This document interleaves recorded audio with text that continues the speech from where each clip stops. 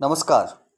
Election काफ़ी नज़दीक आ चुका है और इस नज़दीक आते इलेक्शन में आज़ाद उम्मीदवार और इनेलो पार्टी क्या भूमिका निभा सकते हैं, क्या समीकरण बदल सकते हैं, किस प्रकार से वो समीकरणों को उलट फेर कर सकते हैं, ये जानेंगे।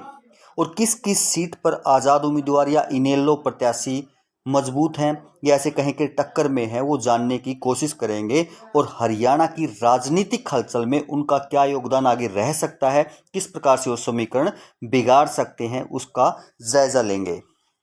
तो सबसे पहले यदि हम उचाना सीट की बात करें तो उचाना से दुष्यंत चौटाला जेजेपी के कैंडिडेट हैं, ब्रिजेंद्र सिंह कांग्रेस पार्टी के कैंडिडेट हैं, देवेंद्र अत्री बीजेपी के कैंडिडेट हैं, वीरेंद्र घोगड़िया आज़ाद उम्मीदवार हैं। और ये पहले कांग्रेस से सीट लेने के लिए तत्पर थे, यानी कांग्रेस से आस थी कि इनको सीट मिल जाएगी, लेकिन अचानक जो ब्रिजेंद्र सिंह है उनको टिकट दे दी जाती है। अब यहाँ पर इलेक्शन का माहौल ये है कि वीरेंद्र घोगड़िया जो आज़ाद उम्मीदवार हैं उनकी पोजीशन अच्छी लग रही है और ये भी कोई आश्चर्य नहीं होगा यदि वो सीट निकाल दें और ब्रिजेंद्र सिंह को हरा दें। तो यहाँ जो टक्कर है, ऐसा लग रहा है कि वीरेंद्र घोगड़िया और ब्रिजेंद्र सिंह में होगी और शायद वो सीट निकाल भी पाएँ। टक्कर है वहाँ पे। सिरसा सिरसा रोहतास जांगड़ा जो हैं वो भाजपा से हैं, गोकुल सेतिया कांग्रेस से हैं, गोपाल कांडा हलोपा से हैं और पवन शेरपुरा जेजेपी से हैं। गोपाल कांडा को आप हलोपा का भी कह सकते हैं, बीजेपी का कैंडिडेट भी कह सकते हैं और आईएनएलडी का कैंडिडेट भी कह सकते हैं। यहाँ से गोपाल कांडा जो है वो अपनी अच्छी पकड़ बनाए हुए हैं और कांग्रेस उम्मीदवार के साथ उनकी टक्कर है, तो हो सकता है कि गोपाल कांडा यहाँ से अपनी टिकट निकाल दें। ये हम उन टिकटों का जिक्र कर रहे हैं जो कांग्रेस के एंटी जा सकती हैं, कांग्रेस का जो खेल बिगाड़ सकती हैं। नरवाना से कृष्ण कुमार बेदी बीजेपी के हैं, सतबीर दुबलेन कांग्रेस से हैं, संतोष दनोदा जेजेपी से हैं और विद्या रानी दनोदा आईएनएलडी से हैं। और यहाँ भी अगर देखा जाए तो थोड़ा थोड़ा विद्या रानी दनोदा जो है वो कंपटीशन में आ रही हैं, दिन प्रतिदिन स्थिति को सुधार रही हैं और यहाँ भी तिकोना मुकाबला यहाँ देखने को मिल सकता है और कौन जीतेगा कौन नहीं जीतेगा ये कहना मुश्किल हो सकता है। तो ये सीट भी गड़बड़ में कांग्रेस के लिए हो सकती है। सफीदो रामकुमार गौतम बीजेपी से हैं, सुभाष गांगुली कांग्रेस से हैं, जसबीर देसवाल आज़ाद उम्मीदवार हैं, बच्चन सिंह आर्य भी आज़ाद उम्मीदवार हैं। और यदि यहाँ सुनने में ऐसा आता है कि बीजेपी कांग्रेस यहाँ टक्कर में शायद नहीं है, बच्चन सिंह आर्य और जसबीर देसवाल की यहाँ कह रहे हैं, सुनने में आया है कि टिकट जो है, जो कंपटीशन इन्हीं दोनों में देखने को मिल रहा है और बच्चन सिंह आर्य बीजेपी की टिकट के कैंडिडेट यहाँ माने जा रहे थे, रामकुमार गौतम को अचानक दे दी जाती है, तो इस करके वहाँ जो माहौल है वो आज़ाद उम्मीदवार का लग रहा है।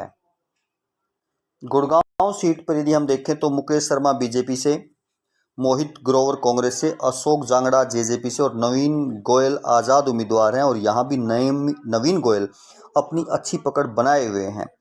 बीजेपी कांग्रेस और नवीन गोयल के बीच में अच्छी खासी जो है टक्कर देखने को मिल सकती है। बादशाहपुर से राव नरबीर सिंह भाजपा से हैं, वर्धन यादव कांग्रेस से हैं, सुरेंद्र यादव जेजेपी से हैं और कुमुंदनी दौलताबाद ये आज़ाद कैंडिडेट हैं। ये राकेश दौलताबाद की वाइफ हैं जिनका थोड़े से दिन पहले देहांत हो गया था और ये यहाँ पर बने हुए सिलेक्टेड कैंडिडेट थे। अब उनकी पत्नी यहाँ से आज़ाद उम्मीदवार के तौर पर इलेक्शन लड़ रही हैं और सहानुभूति भी उनके साथ है और इनका इलेक्शन भी अच्छा खासा उड़ सकता है और यहाँ भी टक्कर होने की संभावना है। और कुमुंदनी दौलताबाद अच्छी खासी यहाँ पर पकड़ बनाए हुए हैं।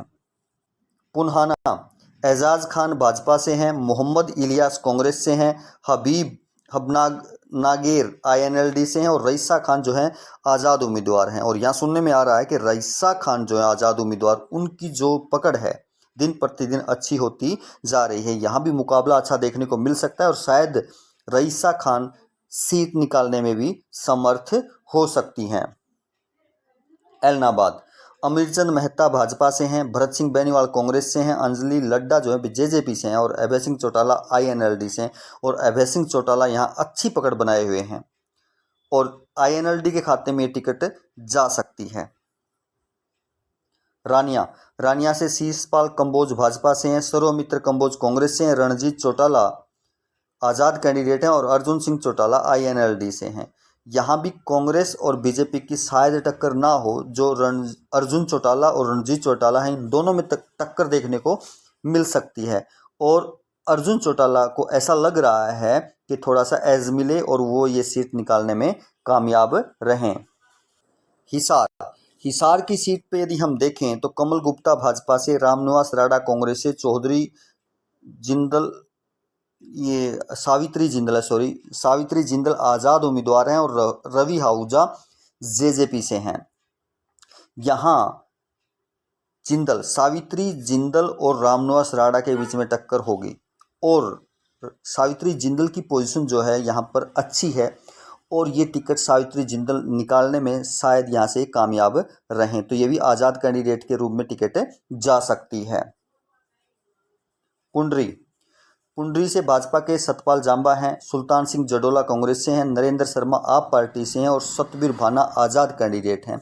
और जो सतबीर भाना आज़ाद कैंडिडेट हैं उनकी जो पोजीशन है वो अच्छी बनी हुई है, वो ये सीट निकालने में कामयाब रह सकते हैं। और पुंडरी का इतिहास भी रहा है कि यहाँ से पिछली लगातार 6 विधानसभाओं में आज़ाद कैंडिडेट ही जीते हैं और यहाँ भी अब की बार सतबीर भाना की जो पोजीशन बता रहे हैं अच्छी है और ये शायद सीट निकाल दें।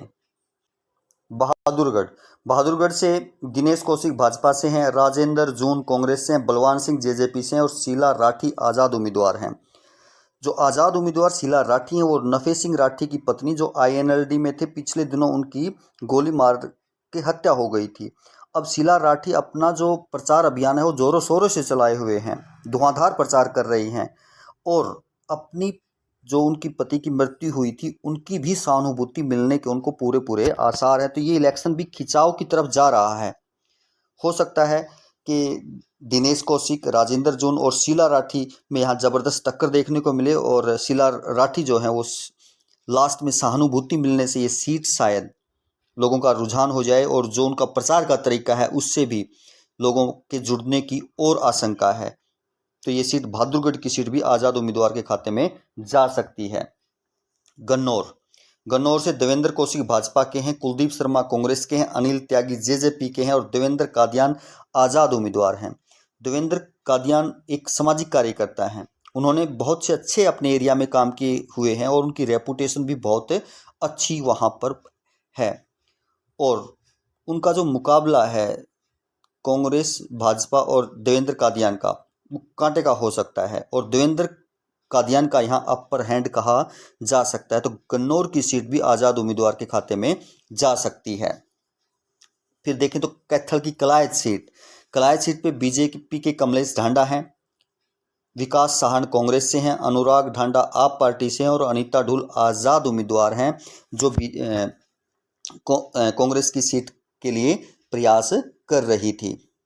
और विकास साहन जो कांग्रेस के कैंडिडेट हैं उनके पिताजी JP जयप्रकाश जिनको आप कह सकते हैं, उनके थोड़े दिन पहले जो बयान दिया था कि बिंदी लिपस्टिक से यदि कोई इलेक्शन जीतता तो हर कोई जीत सकता है, उनके इस बयान का भी असर शायद लोगों पर या महिलाओं पर पड़ता हुआ दिखाई दे रहा है और अनीता ढुल इसी बात को लेकर के अपना प्रचार कर रही हैं और यहाँ भी इनके मजबूत होने की अच्छी खासी जो है संभावनाएं हैं। और आप पार्टी से भी यहाँ अनुराग ढांडा है, ये एक जाट बाहुल्य एरिया है, यहाँ से लगभग सभी जो कैंडिडेट हैं वो जाट कैंडिडेट ही हैं और यहाँ से अनीता ढुल के आसार हैं कि वो सीट शायद निकाल दें। तो इस प्रकार जो एक गणित बन रहा है आज़ाद उम्मीदवारों का और INLD के उम्मीदवारों का, ये लगभग हमने यहाँ जिक्र किया होगा, लगभग 15-16 सीटों का तो किया है और भी कुछ ऐसी सीटें हैं जो हमारे नॉलेज में नहीं हैं आसपास। तो कुछ ऐसी सीटें हैं जो कांग्रेस के लिए खतरा बन सकती हैं, उनका जो अभियान है सरकार बनाने का उसमें रोड़ा लगा सकती हैं। आपकी राय क्या है इस विषय पर, कैसा हो सकता है? आप अपनी विधानसभा से इन सीटों के बारे में बता सकते हैं और जो विश्लेषण है आप भी बता सकते हैं क्या ये संभव है या नहीं है और कांग्रेस के लिए वास्तव में ये रोड़ा साबित हो सकते हैं। धन्यवाद।